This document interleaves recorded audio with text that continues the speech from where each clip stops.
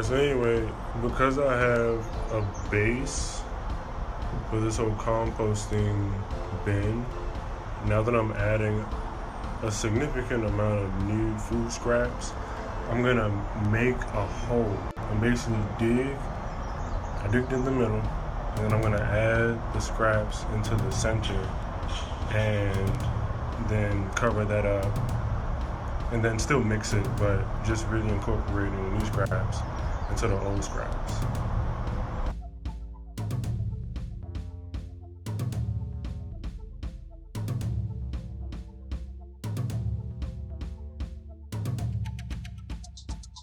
Here we are.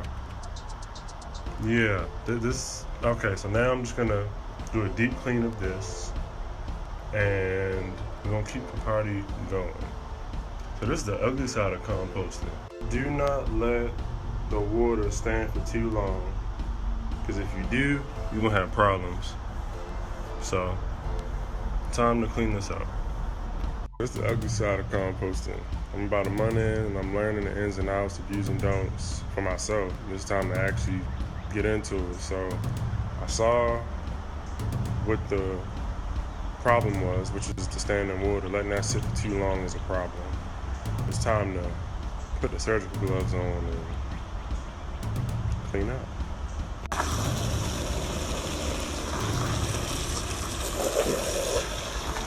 The external bin, which catches all the wastewater, and then this is the underside of the actual compost bin.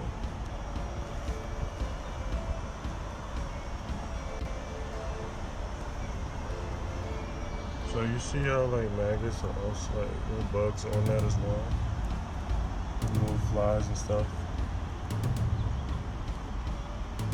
So I gotta clean the bottom of that. There are maggots still integrated within this compost arrangement, right?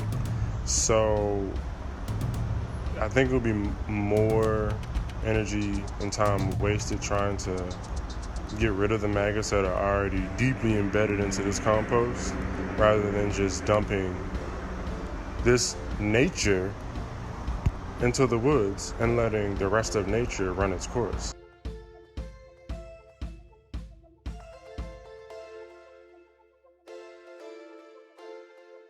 As it turns out, maggots are not the end of the world.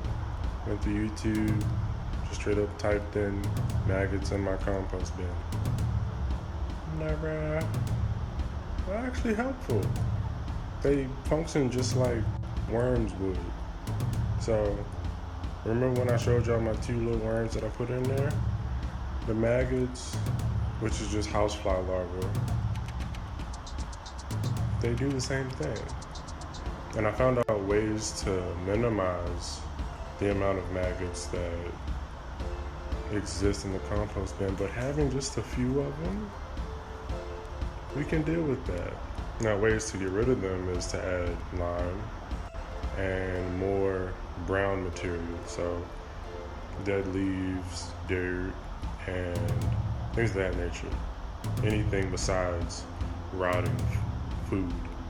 Cleaning out the exterior bin today was crucial because it gave me an opportunity to reevaluate my process and my progress up to now with this new composting journey. And key point is that you just need balance and I just need to let nature unfold. So got my food scraps and the brown materials, and then also incorporating some worms. And then when fly larvae enter the mix, that's okay too. Now don't get it twisted, this ain't no maggot motel. But, you know, a couple maggots here and there can come in and help decompose some food scraps and keep it pushing. But I'm gonna definitely make sure not to let the standing water that smells like the Baltimore City Zoo stand for too long. That was the core of the problem. That's likely where the maggots were able to fester and grow, and then that's how they made it into the compost bin to begin with. But now I know what to do and what not to do. So hopefully this will help somebody not make the same mistake that I did.